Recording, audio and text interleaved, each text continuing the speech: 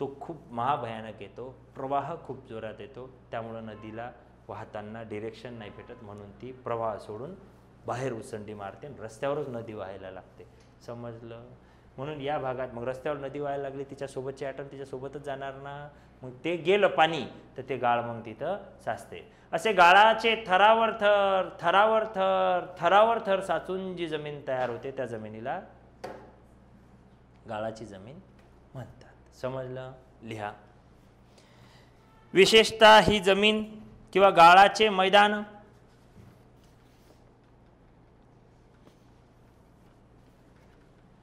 राजस्थान, पंजाब, हरियाणा,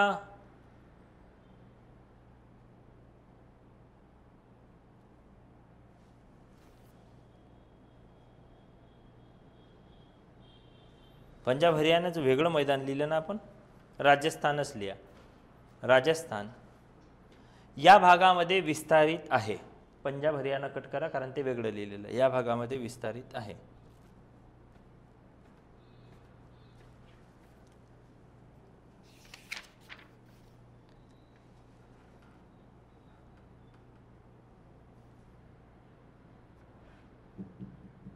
या भागामध्ये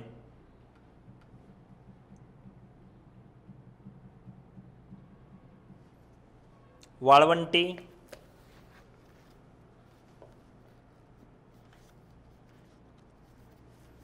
व उंच क्षेत्राचाही समावेश होतो. वाळवंटी व उंच क्षेत्राचाही समावेश होतो.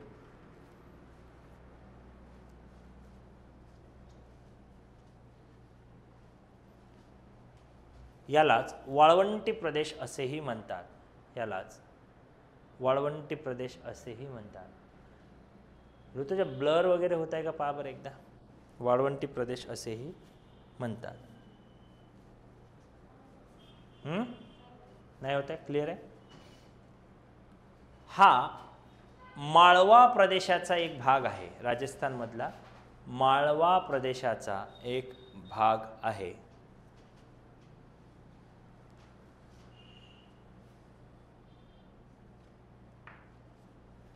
माळवा प्रदेशाचा एक भाग आहे.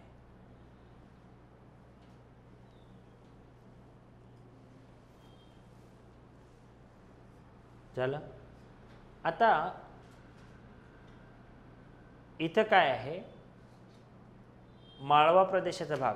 पहिले तर नकाशामध्ये तुम्हाला काय सांगितलं की इथून म्हणजे अरवली पर्वतापासून तर पश्चिमेकडे कुठं पाकिस्तानपर्यंत पसरलेला तो भाग. म्हणजे याचे चार्ट नक्षा दिला आहे का तुम्हाला? याचा नक्षाही देतो काढून हवं तर, किंवा सांगतो समजावून नेमकं काय आहे ते. मॅप घेऊ आपण त्याच्यामध्ये. ठीक आहे.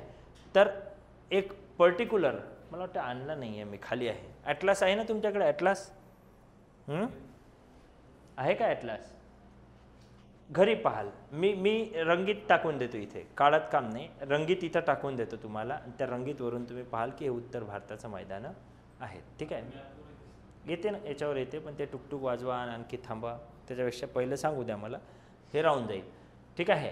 तर हो ना, ते त्याच्यात वेळ जाईल ना 2 मिनिटात. हे सांगतो की उत्तरेकडे जे 4 भाग पाडलेले आहे या भागात, म्हणजे मैदानामध्ये हा एक एरिया, ठीक आहे, हा दुसरा एरिया पंजाब हरियाणावाला, तिसरा काय सांगितलं मध्य भारताचं मैदान, आणि चौथा काय सांगितलं पूर्वेकडील मैदान. म्हणजे जसं या द्वीपकल्पाचे पश्चिम पूर्व दोन्ही द्वीपकल्प तसे याचे 4 भाग पाडले. हा आहे राजस्थानचा भाग डेझर्टवाला, हा आहे पंजाब हरियाणाचा भाग, हा आहे मध्य भारताचा भाग जिथं दिल्ली हरियाणा कुरुक्षेत्र बिरुक्षेत्र ॲटम हे इथे येईल, आणि हे आहे पूर्वेकडचा भाग म्हणजे पहाडीवाला. म्हणजे पहाड आहे आणि मैदानही आहे, दोन्ही आहे इकडं. ठीक आहे. या भागात कमी आहे. ब्रह्मपुत्रेमुळे या भागात मैदानी प्रदेश तयार झालेला आहे, पण विस्ताराने हे भागातील मैदानं खूप मोठे आहेत, विस्तारित आहेत मध्य भारताचे. ठीक आहे. लिहायचं आहे की हा माळवा प्रदेशाचा एक भाग आहे. या क्षेत्रामध्ये लुनी नदी ही प्रमुख नदी असून या क्षेत्रामध्ये लुनी नाव ऐकलं आहे, लुनी साबरमती वगैरे. ठीक आहे. लुनी ही प्रमुख नदी असून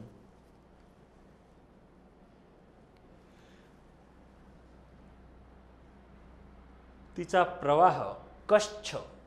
प्रवाह कच्छ वाळवंटाच्या दिशेने आहे. कच्छचे रण, तिचा प्रवाह कच्छच्या वाळवंटाच्या दिशेने आहे.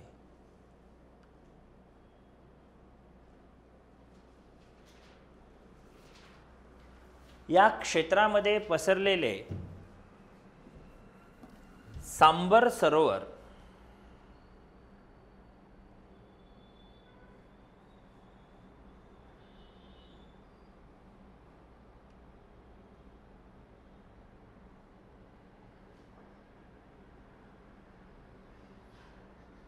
हे सर्वात मोठे खाऱ्या पाण्याचे सरोवर आहे.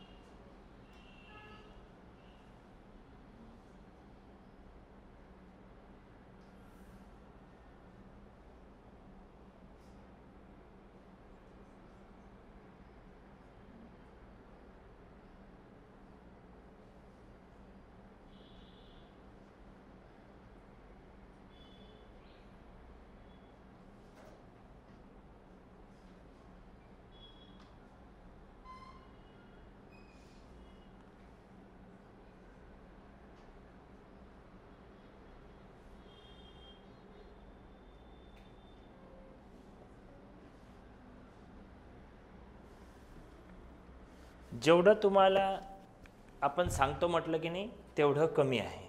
ठीक आहे. म्हणून एक गोष्ट कायम ध्यानात ठेवायची, जो थिअरॉटिकल पार्ट आहे तो कवर झाला पाहिजे. थिअरॉटिकल पार्ट जर कवर झाला तर मग तुम्हाला हे जे फ्लॅशवाला पार्ट आहे हे स्वतःही कवर करता येईल, की डिजिटल पूर्ण असं ॲक्टिव्हिटी आणि ते सगळं ते स्वतःही तुम्हाला करता येईल. अरे छोटा होत नाही का हा? दिसत आहे का बरं तुम्हाला? दिसत आहे का? मी जवळ आहे म्हणून मला ब्लर दिसत असेल. विषय आहे उत्तर भारत के मैदान. आता इथं आता हाच नकाशा आहे तो आपण काढलेला, हा गुजरातपासून आलेला हा सगळं. ठीक आहे. इथं काय आहे? राजस्थान. लिहिता येणार नाही याच्यावर मग, आहे ना? नाही ना? बरं चला असू द्या. लिहिता येते ते सेव्ह करून तिकडं घ्या वगैरे, ते सगळं कुटाणा करावं लागते. त्याच्यापेक्षा तुम्ही पाहून घ्या. राजस्थानचे मैदान. आता इथं ना डॉट डॉट डॉट डॉट दाखवलेले आहे राजस्थानच्या मैदानामध्ये. याचा अर्थ काय? हा मैदान बंजर मैदान आहे. काय आहे? बंजर मैदान आहे. आता बंजर म्हणजे काय? भंगार जमीन आहे. भंगार म्हणजे काय? भांगर जमीन आहे जी सुपीक नाही. कॅक्टस समजते? निवडून ते आहे ते आहे इकडे. मग सगळेच काटेवाले. त्याचंही हिरवे पानं उंट खातात, बाकी कोणीच त्याला खात नाही, खाऊ शकत नाही, कायच्याच कामा नाही. बरोबर आहे. पण याच्या खालून नदी प्रवाहित आहे. पण त्या नद्या, अनेक नद्या हजारो वर्षापासून प्रवाहित असलेल्या या भागात लुप्त झाल्या, म्हणून ती जमीन वरची बंजर झाली, खालून मात्र ओलसर जमीन आहे. दुसरं, नद्यांमधील पाणी प्रवाहाने निघून गेलं. नद्यांमधील पाणी प्रवाहाने निघून गेलं आणि वर दगड, माती, रेती, गोटे याचं पूर्ण मैदान तयार झालं.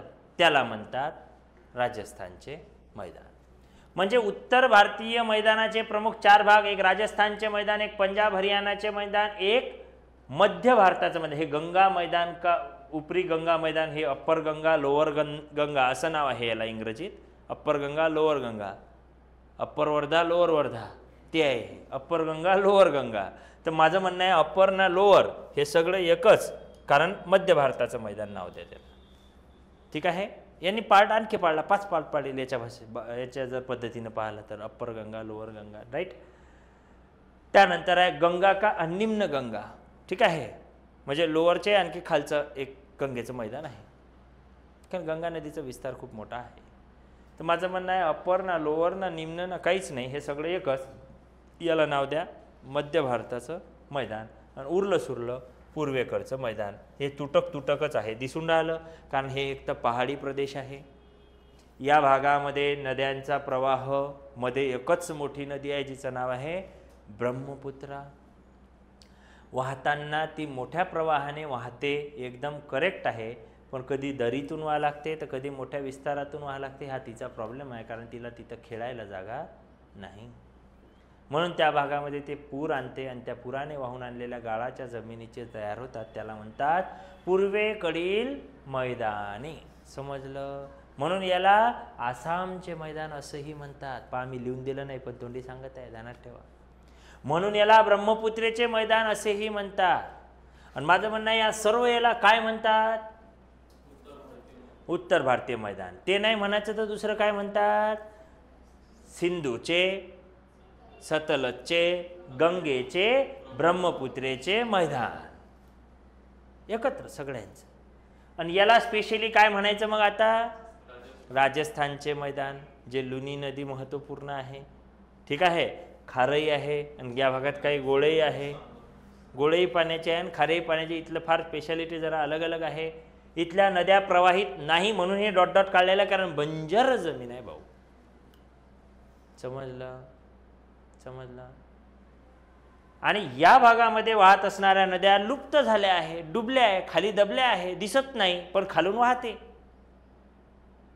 म्हणून कुठं दलदल तर कुठं रेताळ जमीन तयार झाली आहे. आणि याचाच एक भाग आहे राजस्थानचा थरचा डेझर्ट.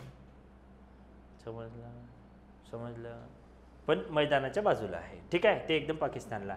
मग आता ह्या नद्या आहेत ते पाकिस्तानमध्ये चाललेल्या सिंधू, ब्रह्मपुत्र, सिंधूच्या उपनद्या, ते सतलज, रावी, बियास, झेलम, बिलम, हे सगळे आहे. हे नद्यांमध्ये मी सांगेल ना, हे मॅप आहे आपल्याकडे, रेडी आहे बिलकुल. नंबर 1 पाहायचं कामच नाही. त्या खिंडी पाहिलं का तुम्हाला? PDF टाकले टेलिग्रामला. आज मी तुम्हाला त्या ॲपमध्ये टाकतो. टेलिग्रामला टाकली, पाहिलं का? नक्षे पहा, काढून बिळून रेडी. बुर्जीला, जोजीला, झिपकीला सगळ्या खिंड आहेत, आहे ना? आहे की नाही? राईट. ठीक आहे. तसंच उत्तर भारतीय जेव्हा मी तुम्हाला पर्वत शिकवेल तेव्हा पूर्ण नकाशे आहेत, 27 नकाशे आहेत. मी काढून काढून माझा हात दुखेल, नाही तर मी पडून जाईल, नाही तर मला भारताचा नकाशाही चुकून जाईल माझा. समजलं आहे का? सांगायचं तात्पर्य काय? ते प्रत्येक तुकडे तुकडे तुकडे तुकडे आहे. ठीक आहे. जसं आता हा तुकडा मला असा काळा लागला असता आणि हे नद्या बिद्या दाखवा लागल्यास, रेडी आहे ना? रेडी आहे का? काढणे काय सारखंच आहे. काढून काय मोठा तीर मारणार आहे आपण? कारण आपला पेपर हा डिस्क्रिप्टिव्ह पॅटर्नचा नाही. मग तुम्ही टेन्शन घेता कशाला? MCQ आहे, ओळखा ओळखीचा कार्यक्रम आहे. याला ओळखा, पहा. पण डिस्क्रिप्टिव्ह पॅटर्नमध्ये हा नकाशा काढावा लागतो, तेव्हा तुमचं स्किल तुम्हाला सादर करावंच लागते. झालं राजस्थानचे मैदान. आता पंजाब, हरियाणा, मग हे गंगा पूर्ण उत्तरी लोअरी सगळं झालं त्याच्यात. आणि हे समजलं? म्हणजे ऑन मॅप हे 4 भाग कुठं आहे हे समजले का? याला बंद करू का? कारण पुढचं सांगायचं आहे. म्हणजे जे मी तुम्हाला आजच्या तारखेत हे दाखवले होते 1, 2, 3, 4 हे तुम्हाला नकाशात भेटले. राईट. लिहिणं चालू होतं. हे सर्वात मोठं काय आहे इथं? खाऱ्या पाण्याचं सांबर नावाचं सरोवर आहे. आता लिहा पंजाब हरियाणाचे मैदान. सेकंड नंबर, पंजाब हरियाणाचे मैदान. सपनाचे 185 रुपये गेले विनाकारण.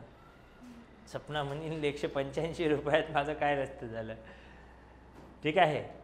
पण एक पोरगा भेटला, कोण तो? आपला कारंजा लाड. ते म्हणजे जाऊ द्या सर 185, ते शिकवा म्हणे आम्हाला फक्त. एक काय आणखी कोणीतरी मुलगी आहे, तिने ग्रुपला मेसेज पण टाकला.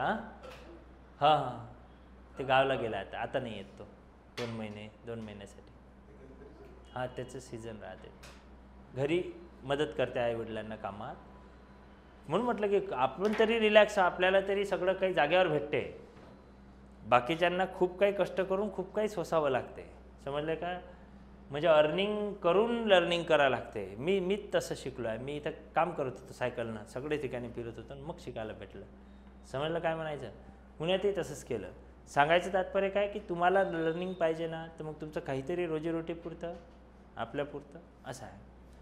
आणि काहींना मग घरून एकदम बिलकुल ओके आहे, तर मग त्याचं आपल्याला महत्त्वही असलं पाहिजे. नाही तर काही जण असे आहे घरून ओके आहे तर भन्नाट पैसा उडवतील आणि अभ्यास नाही, लायब्ररी नाही, क्लास नाही, काही घेणं देणं नाही, बस आओ जाओ खुश रहो, खाओ पिओ टनाटन राहो असं करतील. तर मग तेही वेळ गमावतील आयुष्यात.